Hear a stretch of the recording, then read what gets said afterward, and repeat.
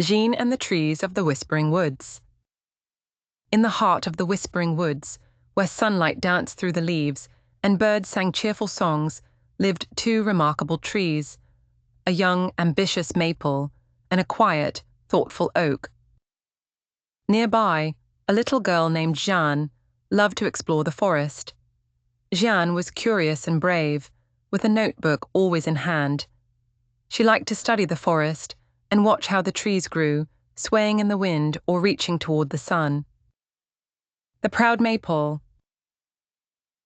The maple stretched its branches high, eager to be noticed.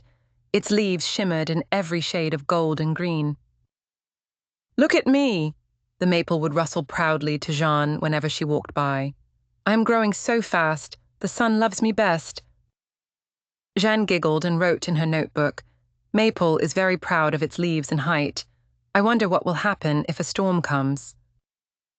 The oak, in contrast, stayed quiet. Its strong trunk was steady, and its roots dug deep into the soil. Jeanne noticed how peaceful the oak seemed, almost as if it had a secret she couldn't see. The coming storm. One afternoon, Jeanne felt a breeze. The maple shook with delight. "See how I sway," it called to the forest floor. "The wind celebrates my beauty." But soon, the breeze turned into a howling storm. The wind roared through the forest, bending trees and rattling branches. The maple trembled. Its branches whipped and cracked.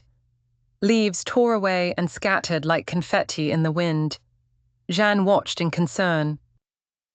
"Oh no," she whispered, "the maple is in trouble." The oak, however, held its ground. Its branches swayed, but its thick roots held it fast. No matter how hard the wind blew, the oak did not fall. Jeanne scribbled in her notebook, "The oak is strong because we can't see its roots. True strength is sometimes hidden." A lesson in strength. When the storm finally passed, the forest was a mess of fallen branches and scattered leaves. The maple had lost much of its height and shimmer, while the oak stood tall and calm. A tiny seedling peeked up from the forest floor and asked Jeanne, "Why didn't the oak fall?" Jeanne smiled. "It's all about the roots. The oak grew where it matters most, in the soil, deep underground. Its strength comes from what you cannot see." The maple, overhearing Jeanne, whispered to the oak, "I focused too much on my leaves and height. I forgot about growing where it really counts." The oak rustled gently, as if to say, "It's never too late to start. True strength takes patience and care." Growing together. From that day forward, the maple and oak grew differently, but together.